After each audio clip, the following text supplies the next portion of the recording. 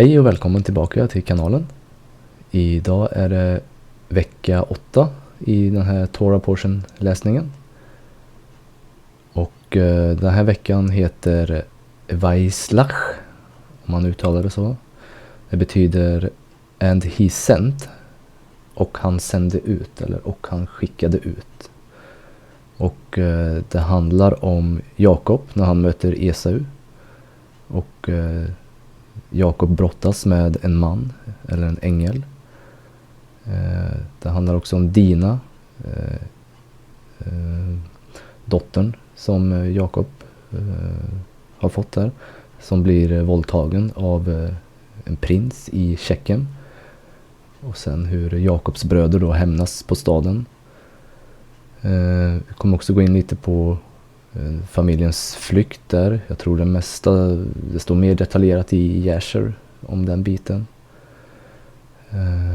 Också att Rakel föder Benjamin nu. Och sen då att hon dör på grund av det här då. Vi kommer väl läsa en del i läser, för det finns mycket detaljer där. Men vi hoppar väl in och börjar. Det här är Genesis då, 32:3 till 36:43. Jacob sent messengers ahead of him to his brother Esau in the land of Seir, the country of Edom. He instructed them, "This is what you are to say to my lord Esau." Här används också det här lord, som vi, Herren, har översatts då till lord, fast med stort L. Så man använder lord även till människor då. Men jag brukar använda Elohim istället för lord. Ibland. This is what you are to say to my lord Esau. Your servant Jacob says, I have been staying with Laban, and he remained there till now. I have cattle and donkeys, sheep and goats, male and female servants. Now I'm sending this message to my lord, that I may find favor in your eyes. When the messengers returned to Jacob, they said, We went to your brother Esau, and now he is coming to meet you, and 400 men are with him.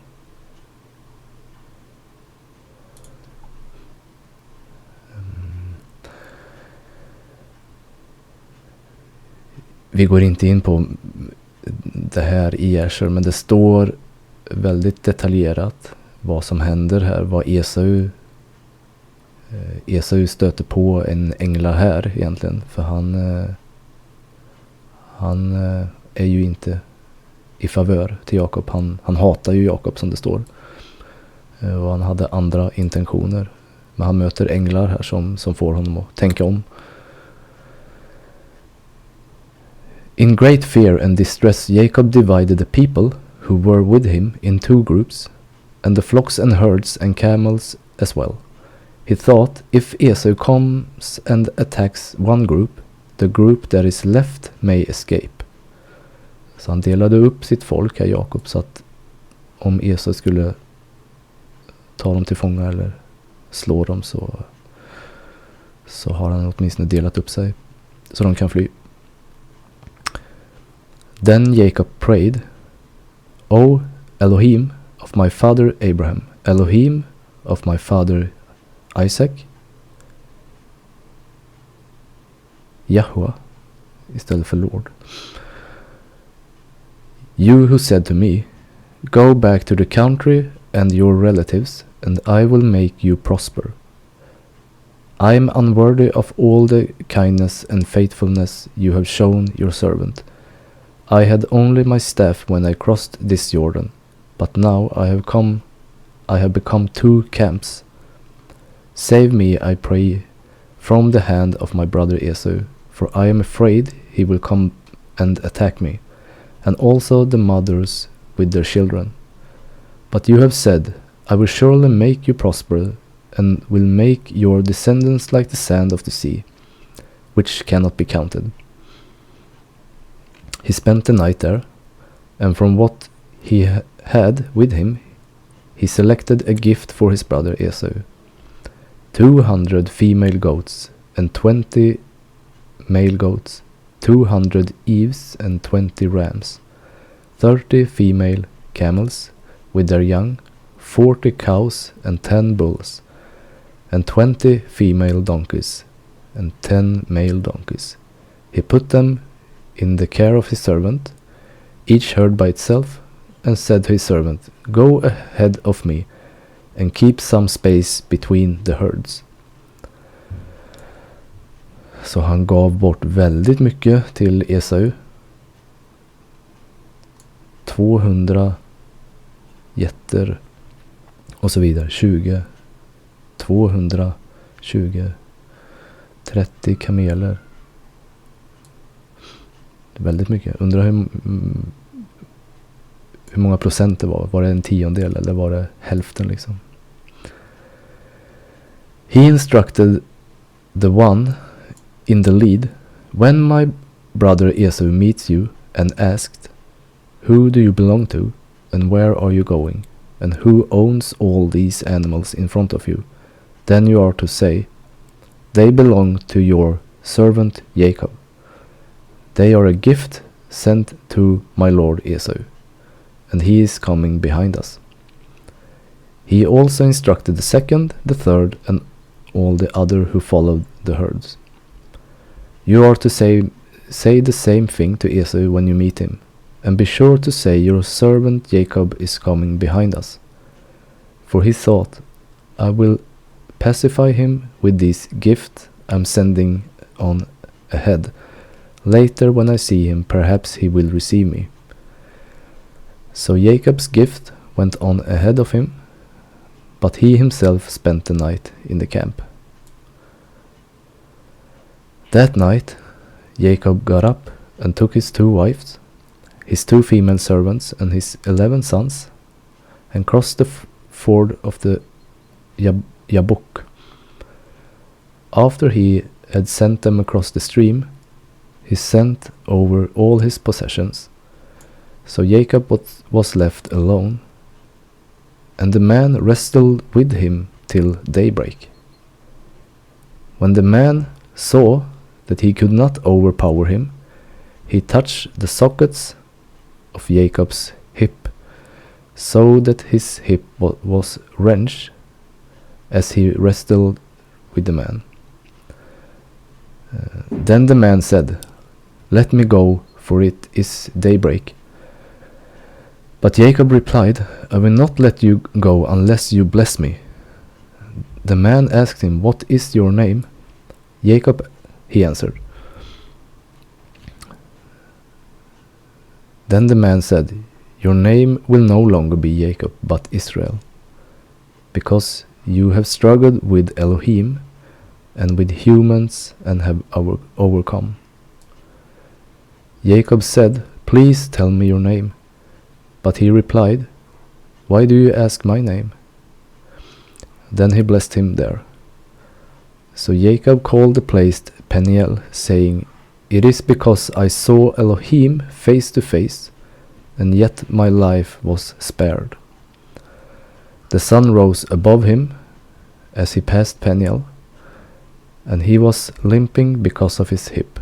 Therefore to this day the Israelites do not eat the tendon attached to the sockets of the hip, because the sockets of Jacob's hip was touched near the tendon. Så Jakob brottas med den här mannen då, men han säger sen att jag har sett Guds ansikte mot ansikte.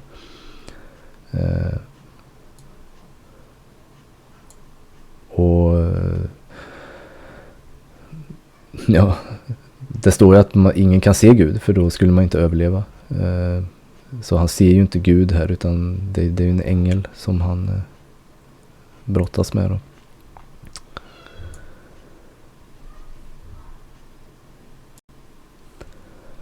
Kapitel 33.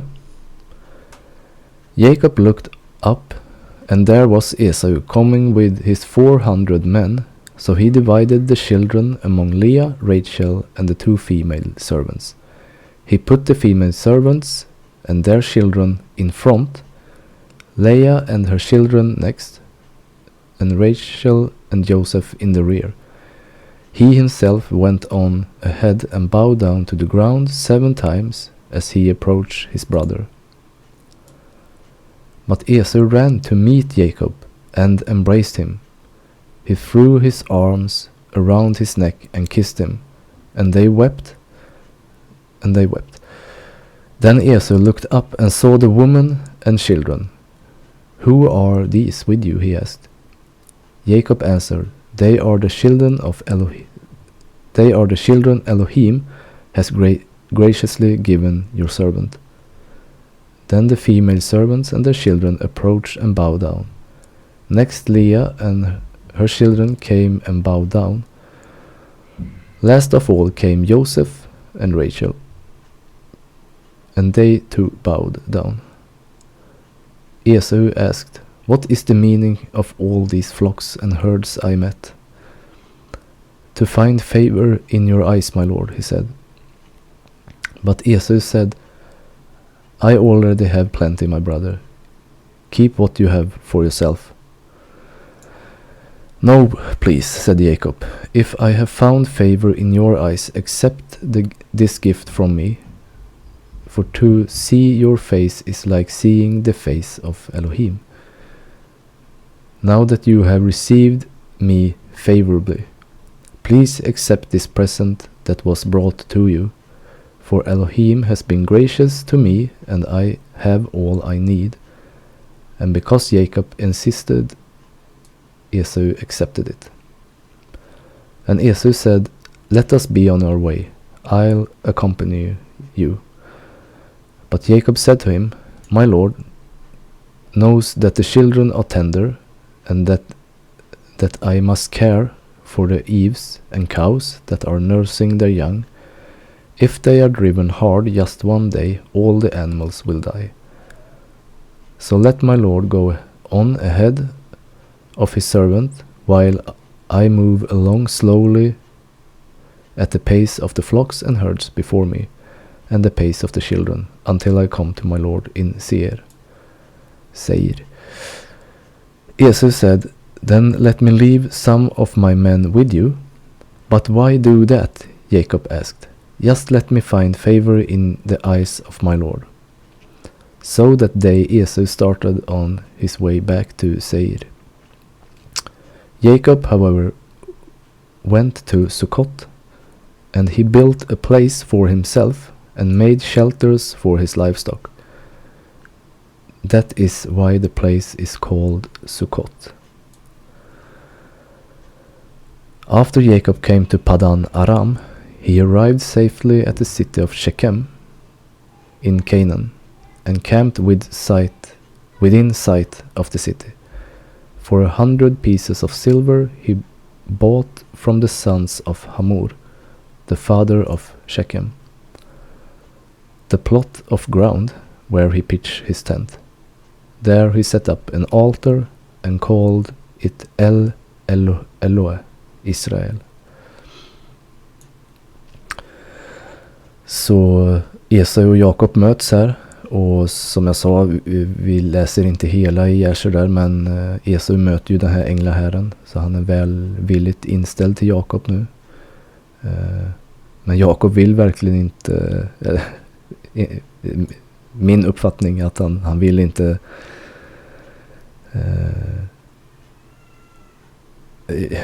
han ger gåvor till Esau. Ta det här liksom, och Esau, ja men kom nu går vi liksom. Nej, men du får gå före liksom. Jag har så mycket att hållas med här. Så vad ska man säga, han ville inte vara med Esau, men han ville inte, min känsla är att han ville hålla sig från Esau trots allt. Även om han undkom honom här nu, så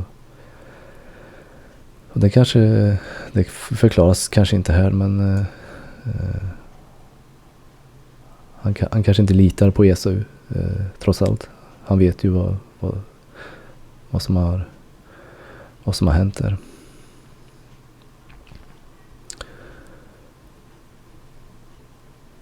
Och ja, han gick till ett ställe som heter Sukkot. Och där byggde han shelters. Och Herren har en högtid som heter Sukkot på hebreiska. Heter lite olika. Feast of Booths eller Booths, alltså shelters. Feast of Tabernacles kallar en del också. Och den högtid som Herren instiftar i 7:e månaden. Vi kommer komma in på månader och vilken är den 7:e månaden och när det infaller den och sådär.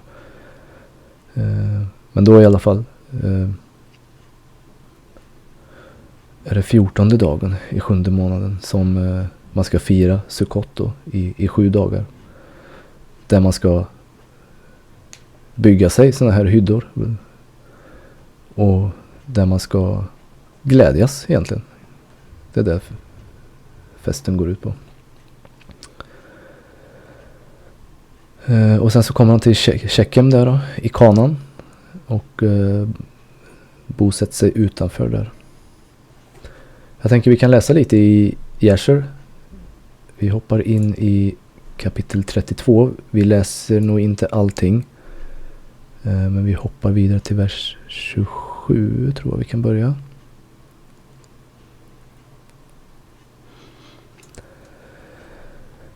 And Yahweh heard the prayer of Jacob on that day, and Yahweh delivered Jacob from the hands of his brother Esau. And Yahweh sent 3 angels, and 3 of the angels of heaven, and they went before Esau and came to him. Ja, nu läser vi det här ändå, att änglahären här. Jag kommer inte ihåg att det var det jag skulle ta upp. And these angels appear unto Esau and his people as 2,000 men. Så änglarna såg ut att vara 2000 man. Riding upon horses furnished with all sorts of war instruments. And they appeared in the sight of Esau and all his men to be divided into 4 camps, with 4 chiefs of them. And one camp went on, and they found Esau coming with 400 men toward his brother Jacob. And this camp ran toward Esau and his people and terrified them. And Esau fell off the horse in alarm, and all his men separated from him in that place, for they were greatly afraid. And the whole of the camp shouted after them that they had fled from Esau, and all the warlike men answered, saying, Surely we are the servants of Jacob, who is the servants of Elohim, and who then can stand against us? And Esau said unto them, O then, my lord and brother Jacob is your lord, whom I have not seen for these 20 years, and now that I have this day come to see him, do you treat me in this manner? And the angels answered him and said, Yahweh liveth, were not Jacob, of whom you speaks, your brother? We had not let one remaining from thee and your people, but only on account of Jacob we will do nothing to them. And this camp passed Esau and his men, and it went away. And Esau and his men had gone from them about a league, when the second camp came toward him with all sorts of weapons, and they also did unto Esau and the men as the first camp had done to them. And when they had left it to go on, behold, the third camp came toward him, and they were all terrified. And Esau fell off the horse, and the whole camp cried out and said, Surely we are the servants of Jacob, who is the servant of Elohim, and who can stand against us? And Esau answered again And Esau again answered them, saying, O then, Jacob my lord, and your lord is my brother. And for 20 years I have not seen his countenance, and hearing this day that he was coming, I went this day to meet him. And do you treat me in this manner? And they answered him and said unto him, As Yahweh liveth, were not Jacob your brother, as you did say? We had not left a remnant of you and your men, but on account of Jacob and who you speaks being your brother, we will not meddle with thee and your men. And the third camp also passed from them, and he still continued his road with his men toward Jacob, when the fourth camp came toward him, and they also did unto him and his men as the others had done. And when Esau beheld the evil which the 4 angels had done to him and to his men, he became greatly afraid of his brother Jacob, and he went to meet him in peace. And Esau concealed his hatred against Jacob, because he was afraid of his life on account of his brother Jacob, and because he imagined that the 4 camps that he had lighted upon were Jacobs servants. Så vi läste om den här änglahären ändå då. Så det är intressant att få den här förklaringen i Esau, för man får den inte i Bibeln. Jakob är jätterädd för Esau, och Esau kommer, men hallå, det är ingen fara liksom. Men vi har ju läst att Esau hatade Jakob för det som han gjorde då, att han köpte Esaus förstfödslorätt, och att han vad ska man använda för ordval, lurade till sig, men han tog ju tillfället i akt egentligen. Det står ju i Bibeln säger att Esau despised his birthright. Så och Jakob tog tillfället i akt och köpte den egentligen, eller såg till att få den.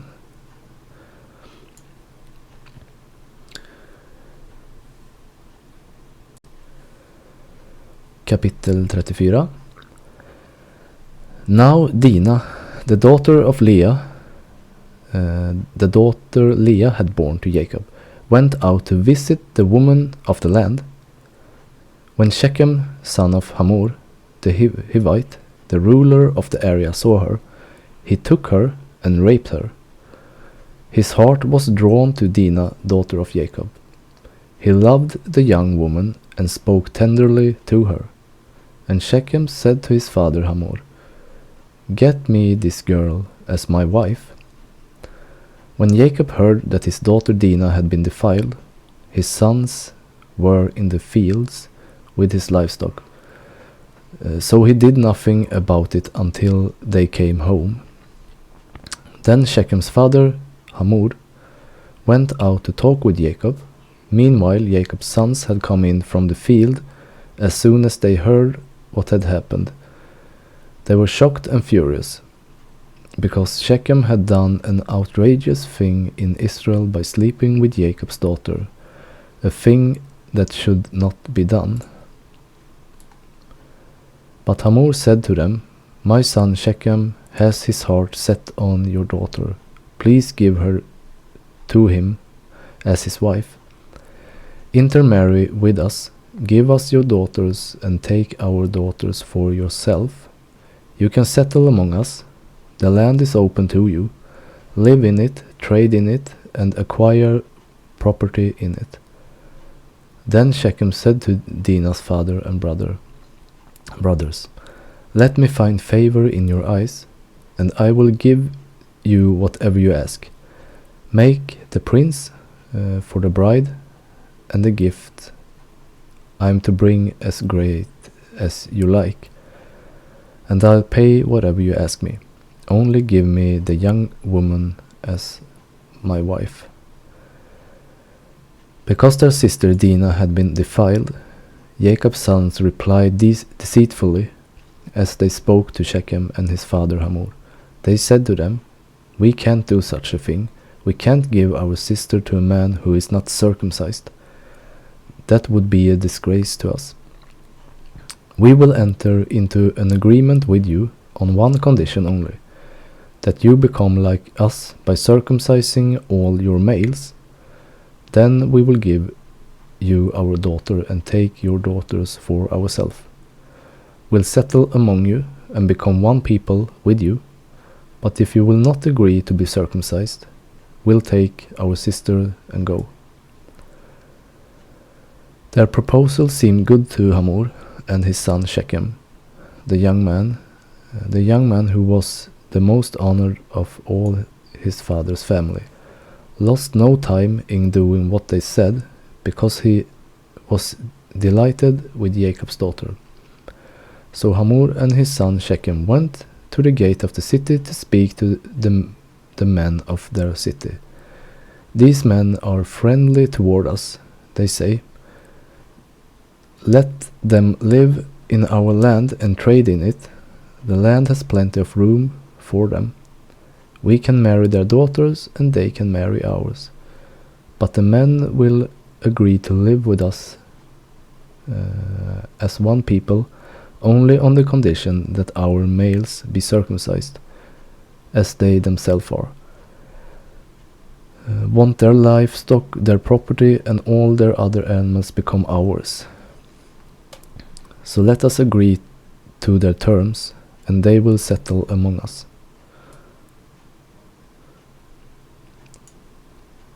All the men who went out of the city gate agreed to Hamor and his sons Shechem, and every male in the city was circumcised. 3 days later, while all of them were still in pain, 2 of Jacob's sons, Simeon and Levi, took their swords and attacked the unsuspecting city, killing every male. They put Hamor and his son Shechem to the sword and took Dinah from Shechem's house and left. The sons of Jacob came upon the dead bodies and looted the city where the sisters had been defiled. They seized their flocks and herds and donkeys and everything else of theirs in the city and out of the field. They carried off all the wealth and all their women and children, taking as plunder everything in the houses. Then Jacob said to Simeon and Levi, "You have brought trouble on me by making me obnoxious to the Canaanites and Perizzites, the people living in the land. We are few in number, and if they join forces against me and attack me, I and my household will be destroyed." But they replied, "Should he have treated our sister like a prostitute?" Så ja, Dina blir våldtagen här, men prinsen Shechem och staden som heter Shechem också vill gifta sig med Dina, och Shechems far Hamor går till Jakob och liksom ber om att ge min son din dotter, så får ni bo i vårt land. Och så vill bröderna att då ska vi göra det bara på ett villkor, om alla omskär sig i staden, precis som vi har gjort. Och det går de med på i Shechem här. Alla invånare också. Och de säger ju här också då att för då får ju vi kommer ju ta del av deras välstånd, deras livestock här. Så låt oss göra det här och ingå avtal. Men sen så står det bara 3 dagar senare här, så när de ligger i smärta efter omskärelsen så går Simeon och Levi in och dödar alla män, står det här bara. Och men det verkar ju inte så snällt. Kom de inte överens om någonting här liksom? Kan de göra så här? Är det okej liksom? De verkar ju, det här verkar ju inte Guds fruktigt, vad ska man säga, får de bara döda folk hur som helst.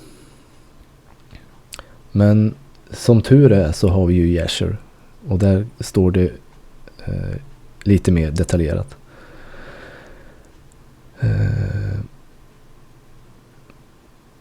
Vi ska hoppa in och läsa. Jag tänkte bara... Ja. Vi kan börja läsa från kapitel 33.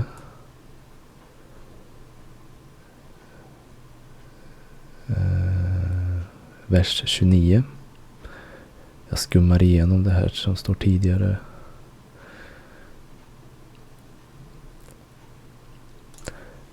Vers 29 då.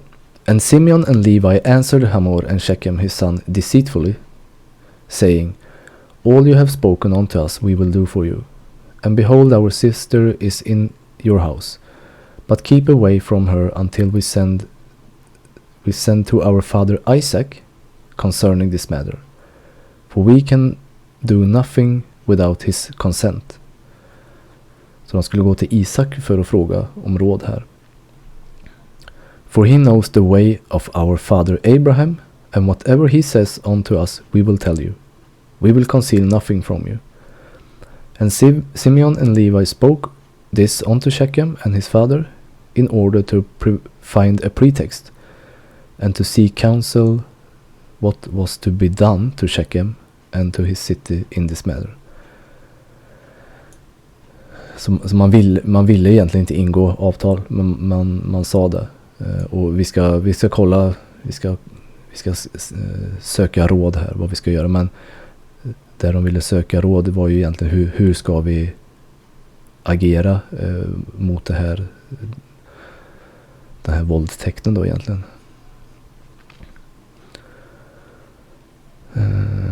And when Shechem and his father heard the words of Simeon and Levi, it seemed good in their sight, and Shechem and his father came forth to go home. And when they had gone, the sons of Jacob said unto their father, saying, Behold, we know that death is due to these wicked one and to their city, because they transgressed that which Elohim had commanded unto Noah and his children and his seed after them. Så människorna visste att det var fel att göra så här, för Noah har lärt ut det. Vi kan hoppa fram lite. Det går vidare med det här då, att de omskär männen och barnen i staden. And when all the men of the city heard the words of Shechem and his father Hamor, then all the men of their city were agreeable to this proposal, and they obeyed to be circumcised, for Shechem and his father Hamor were greatly esteemed by them, being the prince of the land. And on the next day Shechem and Hamor his father rose up early in the morning, and they assembled all the men of their city into the middle of the city, and they called for the sons of Jacob, who circumcised every male belonging to them on that day and the next. And they circumcised Shechem and Hamor his father, and the 5 brothers of Shechem. And then everyone rose up and went home, for this thing was from Yahweh against the city of Shechem, and from Yahweh was Simeon's counsel in this matter, in order that Yahweh might deliver the city of Shechem into the hands of Jacob's 2 sons. Om vi hoppar vidare, Jasher kapitel 34.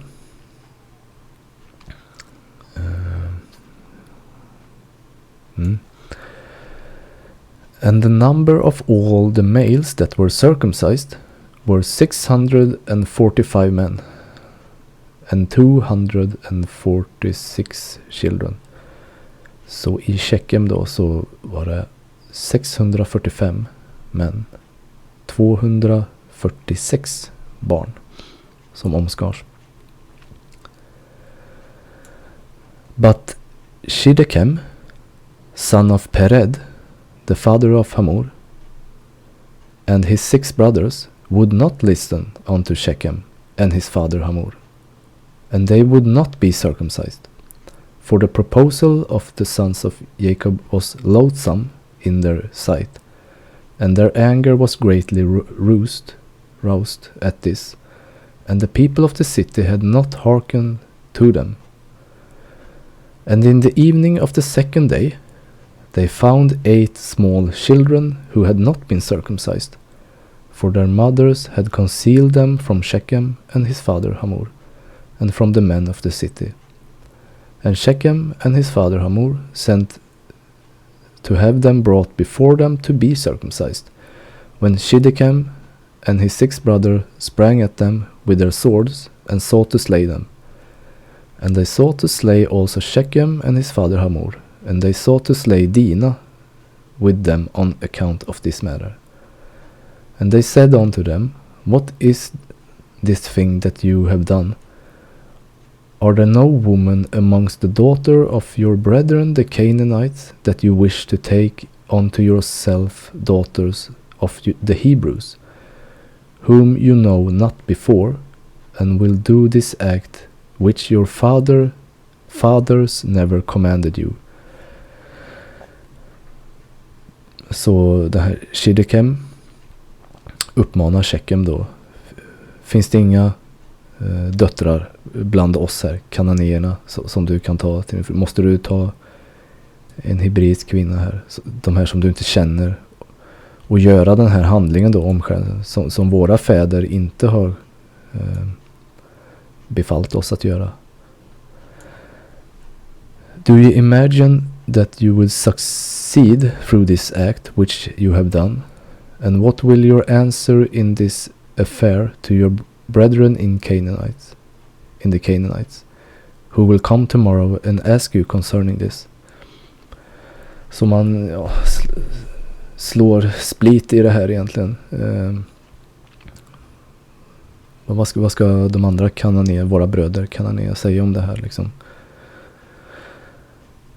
And if your act shall not appear just and good in their sight, what will you do for your lives, and me for our lives, in your not having hearkened to our voice? And if the inhabitants of the land and all the brethren, the children of Ham, shall hear your act, saying, On account of a Hebrew woman did Shechem and Hamor his father and all the inhabitants of the city do that with which they had been unacquainted, and which their ancestors never commanded them, where then will you fly, or where conceal your shame, all your days before your brethren, the inhabitants of the land of Canaan? Så när de andra kananéerna, Hams bröder, kommer och ser ner på det här avtalet du har ingått liksom, vad ska du göra då? Vad ska du ta vägen?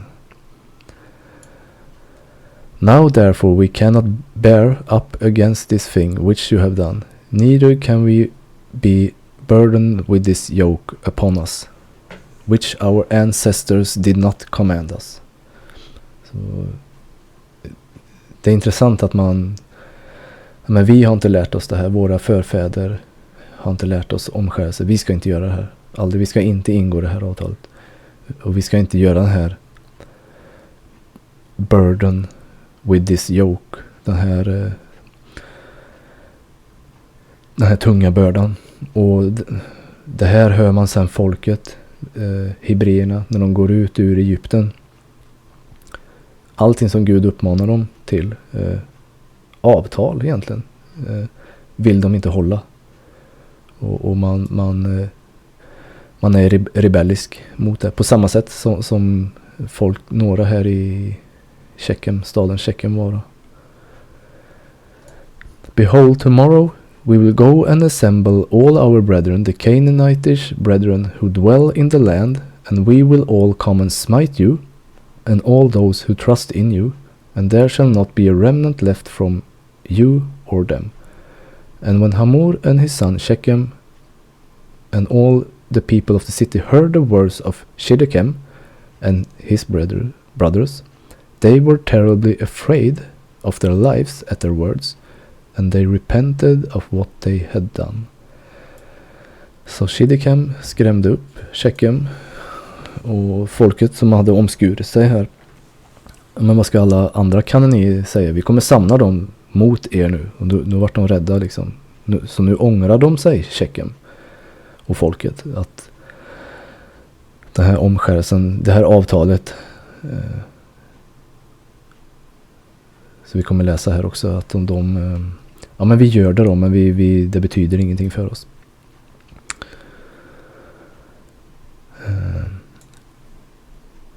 And Shechem and his father Hamor answered their father Shiddekem and his brethren, and they said unto them, all the words which you spoke unto us are true. Now do you not say nor imagine in your heart that on account of the love of the Hebrews we did this thing, that our ancestors did not command us. Så tro inte att det är för kärlek till hebreerna som vi gör det här. But because we saw that it was not their intention and desire to accede to our wishes concerning their daughter as to our taking her, except on this condition. So we hearkened to their voices and did this act which you saw, in order to obtain our desire from them. Så vi ingick inte det här avtalet för att hålla det eller hedra det för kärlek till Jakobs bröder, hebreerna här. För att vi såg att de vill heller inte egentligen ingå avtal med oss. Men vi gör det här för att så att våra behov uppfylls ändå. Så man ingår avtal men har egoistiska tankar om det egentligen. Och vem har rätt då? För Jakobs bröder gjorde ju det här också deceitfully, står det ju. Men då kan man komma ihåg att vem gjorde fel från början. Och det är ju Shechem. Så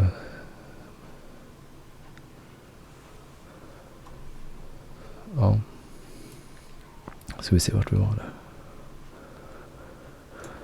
And when we shall have obtained our requests from them, we will then return to them and do unto them that which you say unto us.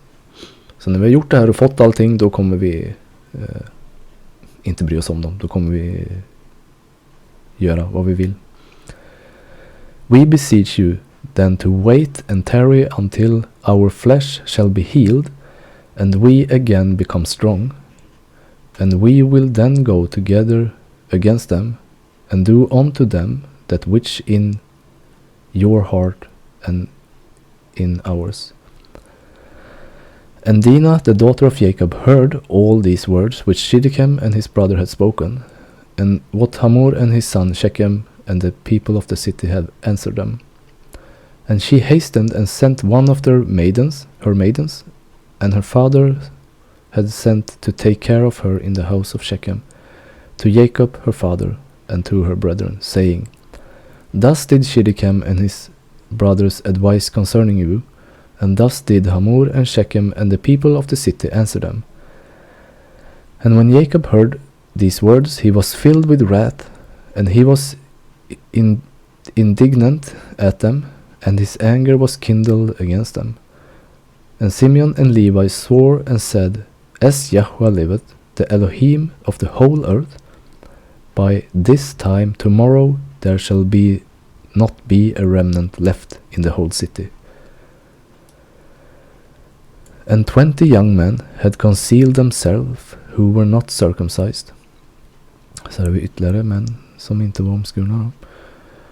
And these young men fought against Simeon and Levi, and Simeon and Levi killed 18 of them, and 2 fled from them, escaped to some lime pits that were in the city, and Simeon and Levi sought for them, but could not find them.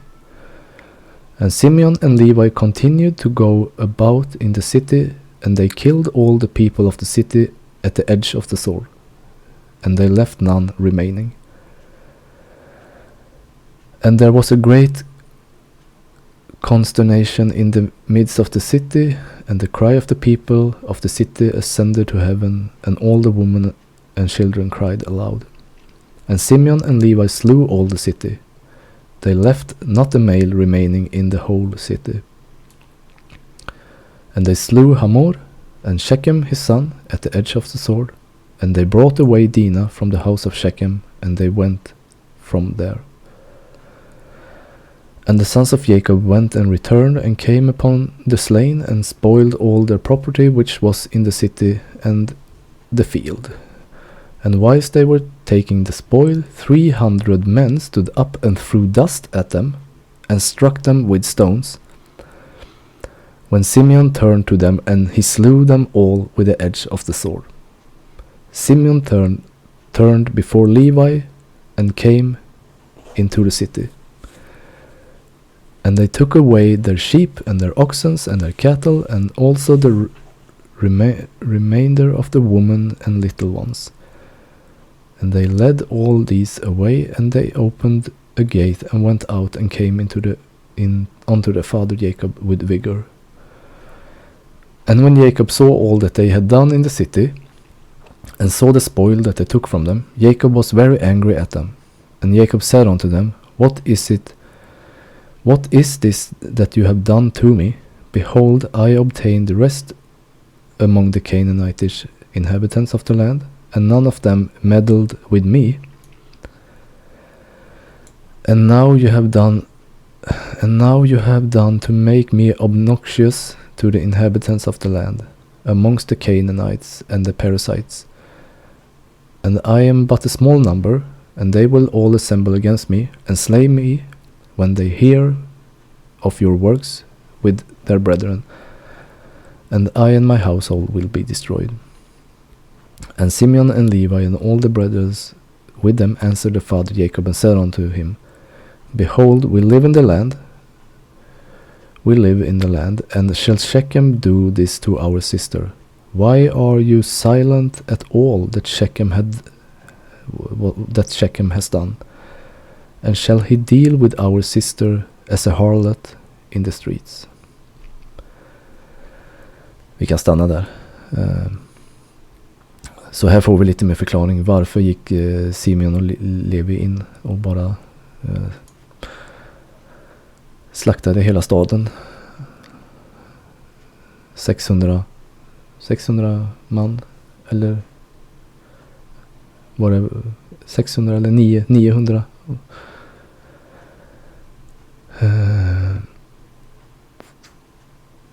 Ja, och sen så fortsätter det här med att de andra kungarna då, som de skulle samla här, de får ju höra om det här då, så de samlar sig för att strida mot Jakobs söner där.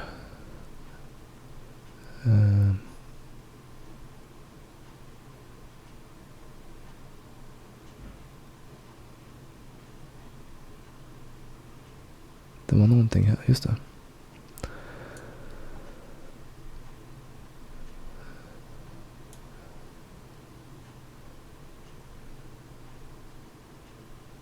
Ja, så de samlar sig för att strida mot sönerna. Men striden blir inte av, är summeringen där. Men det står jättemycket detaljer här, så läs gärna fortsättningen.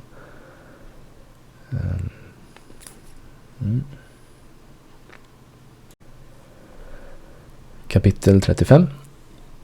Then Elohim said to Jacob, "Go up to Bethel and settle there, and build an altar there to Elohim, and who appeared to you when you were fleeing from your brother Esau." So Jacob said to his household and to all who were with him, "Get rid of the foreign gods who you have with you, and purify yourself and change your clothes." Så varför behöver han säga det till sitt hushåll? Att gör er av med era gamla gudar och gör er rena, ändra era kläder, tvätta era kläder. Det här är ju, de tog ju Shekem som, de plundrade ju Shekem. De tog ju kvinnorna och barnen där och deras värdesaker. Så det är till dem han säger här nu. Lägg bort det gamla ni kunde. Gör er rena, tvätta era kläder. Det här är ju bildspråk som används i Bibeln. I Uppenbarelseboken och så här. Then come, let us go up to Bethel, where I will build an altar to Elohim, who answered me in the day of my distress, and who has been with me where I have gone. So they gave Jacob and all the foreign gods they had, and their rings in their ears. And Jacob buried them under the oak at Shechem. And they set out, and the terror of Elohim fell on the towns all around them, so that no one pursued them. Och återigen då, Guds terror föll på städerna runt omkring. De här som de samlade sig då mot Jakob där. Jacob and all the people with them came to Luz, that is Bethel, in the land of Canaan. And there he built an altar, and he called the place El Bethel, because it was there that Elohim revealed himself to him when he was fleeing from his brother. Now Deborah, Rebekah's nurse, died and was buried under the oak outside Bethel, so it was named Alon Bakut. After Jacob returned to Padan Aram, Elohim appeared to him again and blessed him. Elohim said to him, "Your name is Jacob, but you will no longer be called Jacob. Your name will be Israel." So he named him Israel. And Elohim said to him, "I am Elohim Almighty. Be fruitful and increase in number. A nation and a community of nations will come from you, and kings will be among your descendants. The land I give to Abraham and Isaac I also give to you, and I will give this land to your descendants after you." Then Elohim went up from him at the place where he had talked with him.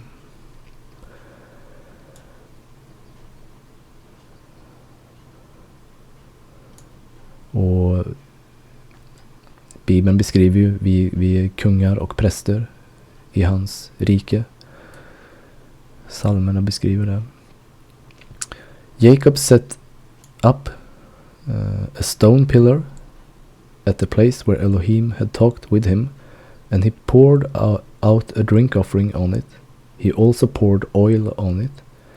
Jacob called the place where Elohim had talked with him Bethel.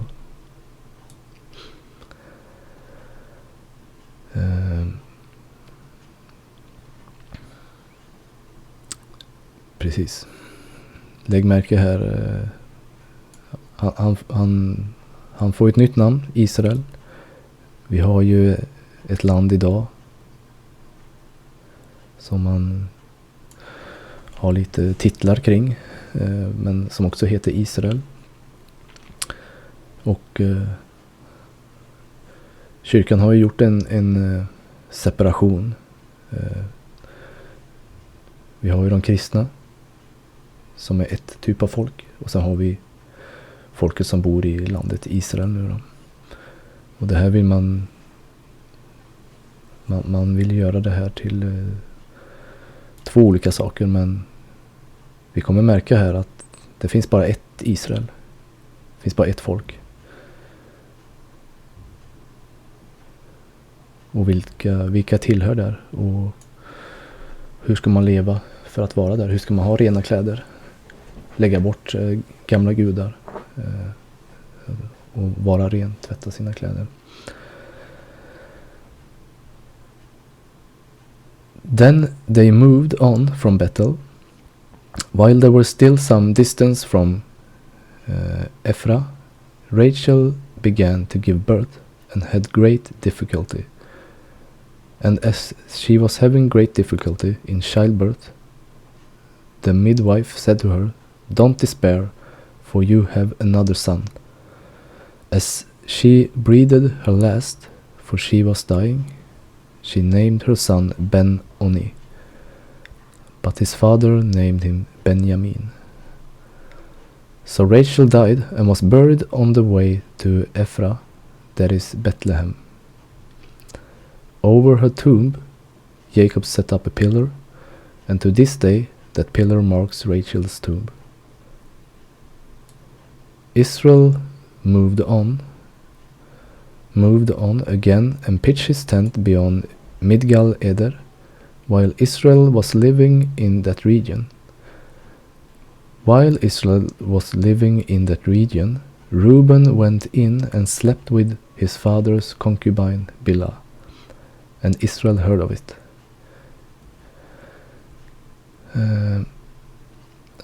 Reuben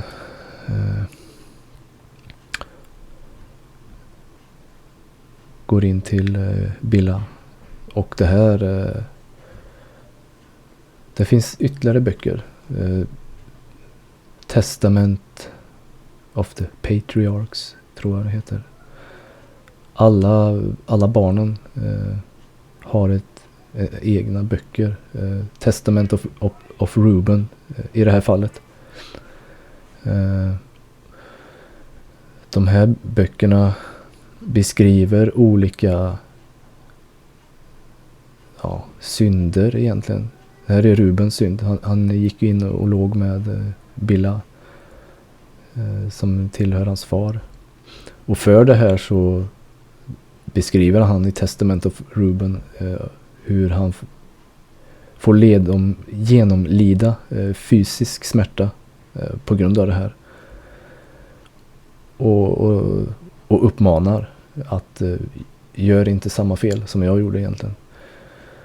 Och de andra sönerna har andra synder. De har ilska, de har avund och så vidare och så vidare. Så alla de här testamenten från sönerna här. Också ytterligare böcker att titta på. Vi kan läsa lite i Jasher också. Står det lite grann om det. Kapitel 36, vers 13. And it was after the death of Rachel that Jacob pitched his tent in the tent of her handmaid Bilhah. Så när Rachel dog så gick Jakob då till Bilhah. And Reuben was jealous for his mother Leah on account of this. And he was filled with anger, and he rose up in his anger, and went and entered the tent of Bilhah, and he thence removed his father's bed. Och här är intressant. At that time, the portion of birthright, together with the kingly and priestly offices, was removed from the sons of Reuben.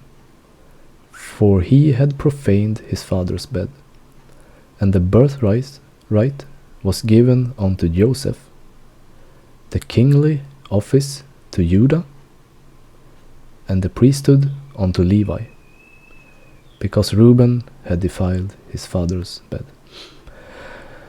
Så kom ihåg, Bibeln beskriver en förstfödslorätt. Esau hade ju den. Han sålde den till Jakob. Jakob tog tillfället i akt att köpa den. Ruben är ju den första. Han hade först födslorätt. Men den försvann i och med den här akten han gjorde då. Han blev av med den. Och här har vi då kingly och priestly offices. Kunglig och prästlig tjänst. Och Nya testamentet beskriver det här också. Ja, men, vi är kungar och präster i hans rike. Det är folket som tillhör honom. Och det är ett folk och det är inte två folk.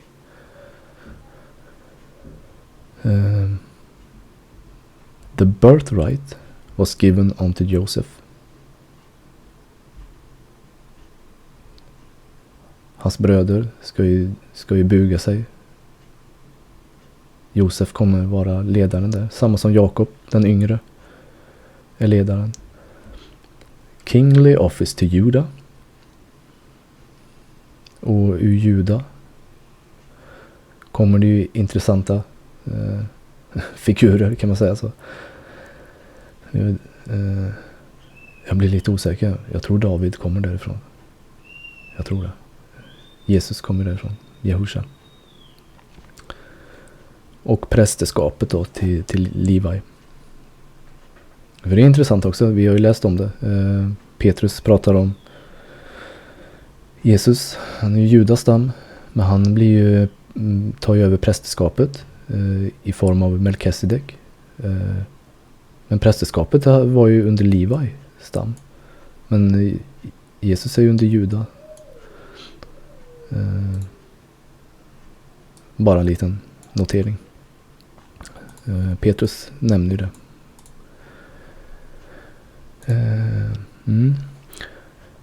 Efter den här akten då så säger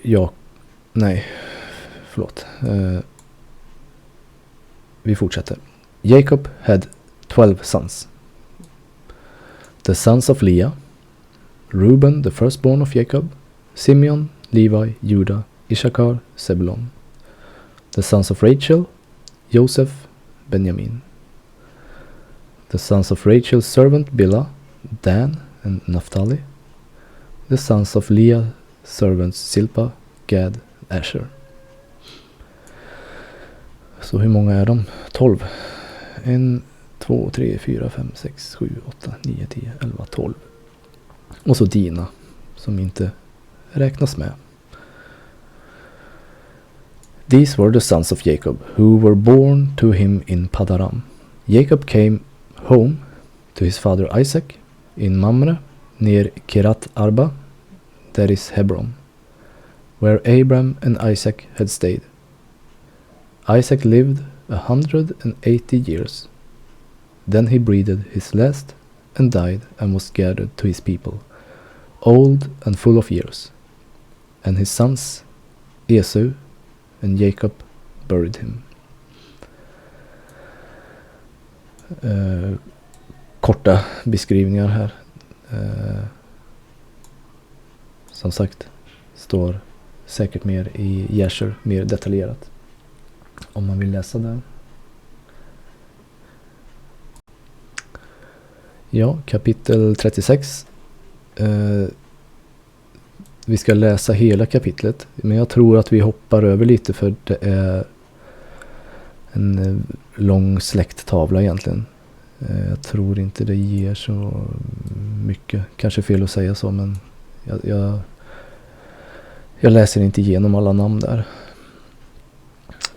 This is the account of the family line of Esau, that is Edom. Esau took his wives from the woman of Canaan, Ada, daughter of Elon, the Hittite, and Oholibama, daughter of Anna, precis, and granddaughter of Sibeon, the Hivite. Also Bismath, daughter of Ishmael, and sister of Nebaiot. Så Esau hade tagit sig en kananeisk kvinna. Sen så insåg han ju att Isak gav råd till Jakob att ta det inte en kananeisk kvinna. Och det hörde ju Esau också. Så han gick ju till Ishmael också. Tog sig en fru därifrån. Ada bor Elifas till Esau. Basmat bor Reuel. Och Holibama bor Jeush, Jalam and Korah. These were the sons of Esau, who were born to him in Canaan. Esau took his wives and sons and daughters and all the members of his household, as well as his livestock, and all his other animals, and all the goods he had acquired in Canaan, and moved to the land some distance from his brother Jacob. Their possessions were too great for them to remain together. The land where they were staying could not support them both because of their livestock. So Esau settled in the hill country of Seir. Det skulle vara intressant att veta vart det här låg.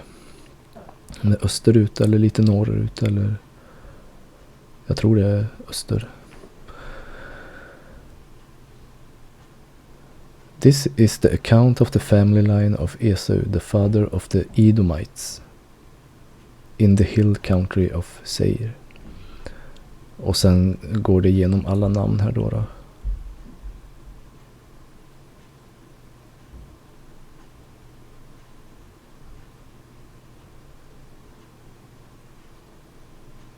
Så. Och sen har vi rulers of Edom. Vilka som var. These were the kings who reigned in Edom before any Israelite king reigned.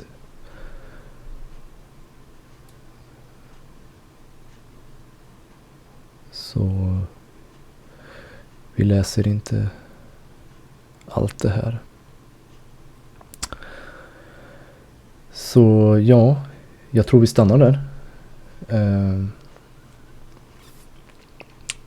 Mycket läsning i Book of Jasher. Men som sagt, det står mycket detaljer där. Och också, man ser ju likheterna. Det är ju i stort sett precis samma texter och översättningar som Bibeln har också. Finner man där, så att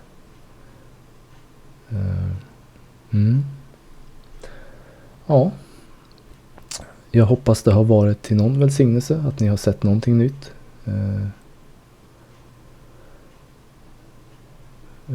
Ja, jag vill lyfta lite såna där, ja, men vad ska man säga, Bibeln är ganska kort på att förklara vissa händelser, och då kan man, men vad var det som hände egentligen? Varför får de göra så här? Varför är det okej att gå in och dräpa en hel stad liksom? Bara så där.